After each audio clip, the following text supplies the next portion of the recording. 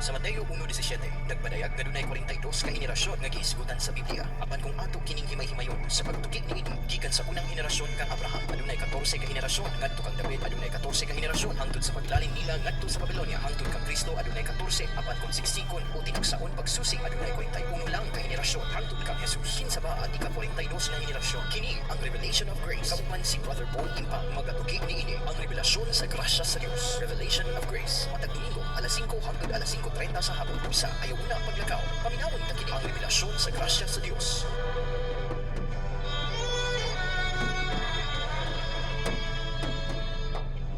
Salamat kay Jim Trosser sa DYTR Balita FM. Kumusta kayo lahat? No? Mura og magulanon na itong kalibutan. No? Napuno kini sa nawala hinoong taligsik pagulan. No? Ni kusog-kusog jutay. Taligsik pa ito ganihan niya. Pagtanaw na ko, hingon mo itong higala ka. Mawara ng taligsik ni kulan. Magigsonan akong hisgutan. Naghisgut ko niyagi sa anak mga igsoon nga ang amahan na sa iyang sulod, no? Sa dihang mingon ng anak come to his mind that he has a father. Yeah, automatic diha ang amahan gihagkan iyang ang iyahang liog o niya. Ayaw makaibaho kung baboy.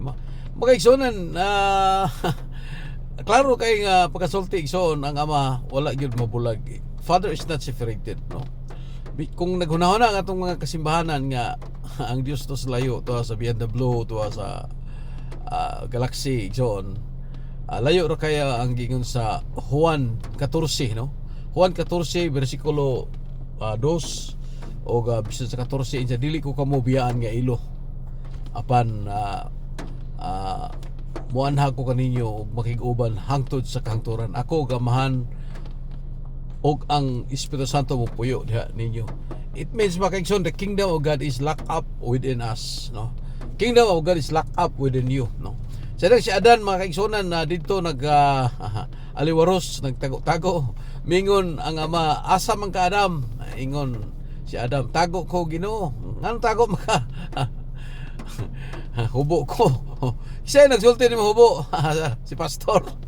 Kisay nagsulti ni mo nga makasasala ka? Kisay nagsulti ni mo nga ikaw tarantado? Oh, ang Ginoo wala. Kita gamito na to ang Ginoo sa paghukom sa tao, gamito na to ang tao, pero mga kaisonan, there is no way for one person to demonstrate supply for another because everyone, ang tanan mga kaisonan, bisag asa o sa tanang dapit ang ama nagpuyo, no? Walay katapusan naa siya sa imong kinasuluran, no? Anong tago maka nga ako dili man ko mubiya nimo, I will never leave you nor forsake you, that I been with you, no? Mga kaisonan, if you try to get something out there, kung ngayon ta nga tuwa sa layo igsoon, when there is nothing out here but space is folly, no? Binuang ang atong mga kurukuro o karakara igsoon, mga igsoonan, mingon ang Dios nga if you're in the kingdom ang tanang ako imo, supply is demonstrated mga igsoonan within you, no? Not getting but in opening out of the way for the supply already within you. Ang tanan mingon ang ama ang ako imo, ang tanang ako imo. So it means makigsonan ang supply igsoon naana nimo. Ang tubag sa imong pangutana dahil daghang mga pangutana nga nay bagyo, nay linog, Ginoo tagbuha ko pagkinahanglan, Lord wala mi bugas. Ang tubag sa imong pangutana naa sa sulod nimo. Nga naman tungod kay siya mga kaigsoona naa sa imong kinauyokan, no, within you to flow out from its source. Nagdagayday ang tinubdan which is the kingdom of God within you, mga kaigsoona. Muna importante kay masabtan mga kaigsoona, Lucas atong paminaw na to ang pillbox magso nagpibalo nga bisag asa na tayo karon, no? May usahay maghunahon nata ano man ni Ginoo nganong linog man ni magkaigsonan. Ang Dios wala, akong gisulti gahapon, ang Dios wala sa linog, ang Dios wala sa alimpulos, wala siya, naa siya sa imong sulod.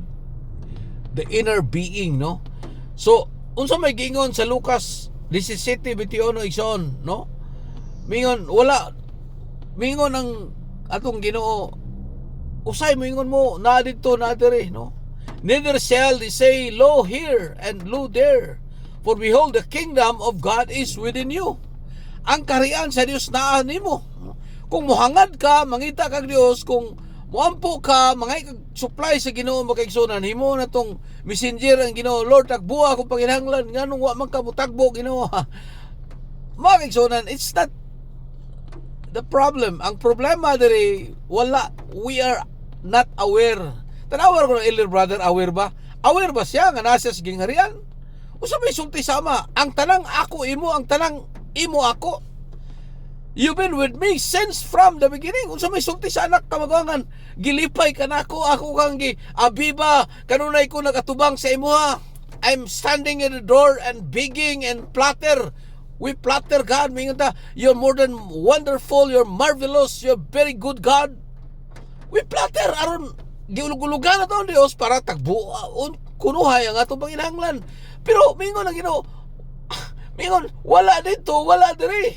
Why? Because behold, the kingdom of God is within you. Ang kaharian sa Dios naa sa imong sulod, mga kaigsunan.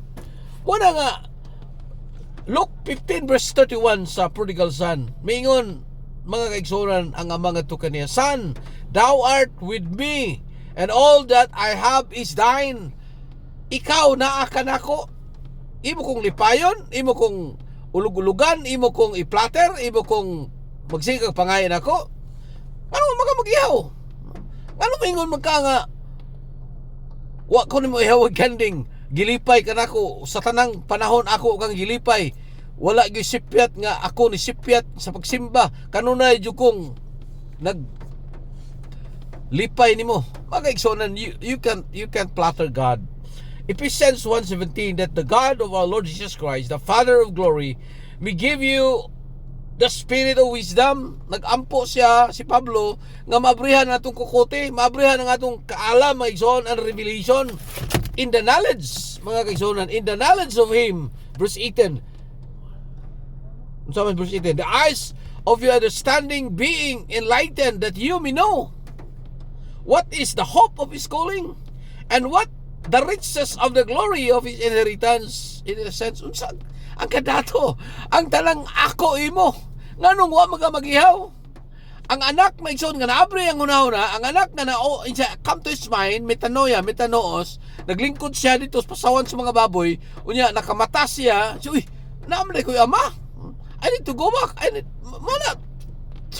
repentance mean turn about face 180 degrees. Change your mind.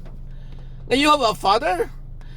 Kung maabre lang ang imong hunahuna, makaigsunan, sigurado, muingon yun ang ama, pag ihaw nating baka, andama ang royal robes, andama ang iyang sinina, andama ang iyang singsing, andama ang iyang sandalyas.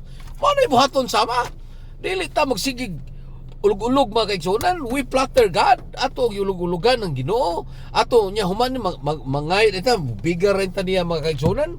Unsa man ibuti pasabot si Ginoo mga kaigsunan? Mga kaigsunan means be still and know that I am God. Unsa man be still? Hunong sa imong diskarte, hunong sa imong ulog-ulog, hunong sa imong biging sig pangayo mga kaigsunan, no? Unsa man be still and know? Stop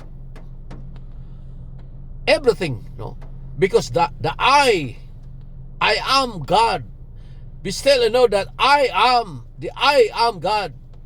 My son, we be filled with the spirit of wisdom and the knowledge of God be revealed to us. Means I will open out a way for you to enlighten, no?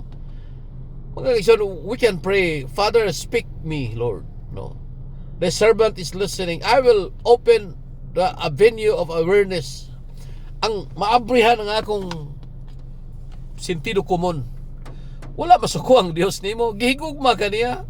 Dili siya gusto nga mo grabe ang imong pagka burn out. Ako na burn out ko mga kaigsunan. Praise the Lord nga na COVID-19 ta.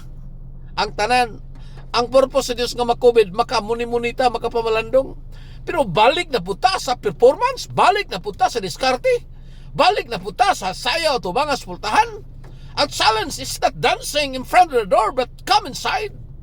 Sulod. I'm knocking on the door. Anyone open the door, I will come. And you can sup with me. Makaigsunan mo, ay laing ipangandoy ang Diyos nga ato siyang maka-fellowship, ato siyang maka-budol fight, ato siyang makaigsunan, mo-enjoy kita. Sukad from the beginning, ang Biblia nagsulting, ang Ginoo naghatag sa tanan. You can eat all the fruits in the ground. Enjoy life. Waman man gano'n, prostrate in front of me, hapa diha, ligi diha, sayaw diha. It's not like that, mga kaigsunan. You can eat all the fruits in the ground, in the garden. Enjoy life to the fullest. Pero sa may gibuhat sa tao, mga kaigsunan, lipayon ang Ginoo, silbihan ang Diyos, alagaran ang Diyos. Mga kaigsunan, you can serve omnipotent God. He's omnipotent, powerful. He's not impotent God. Pwede sure ka mo serve og mga impotent, pero ang omnipotent may son, powerful, dili siya pwede alagaran. Siyang nag-alagad nato. Siyang naglatag sa kalangitan ug sa kabituonan. Siya nag-supply. Mingon na, Ama, ang tanang ako imo, you can have all that. Enjoy. Magigsoon din ako kutob ang Diyos nagapanalangin. Kapita.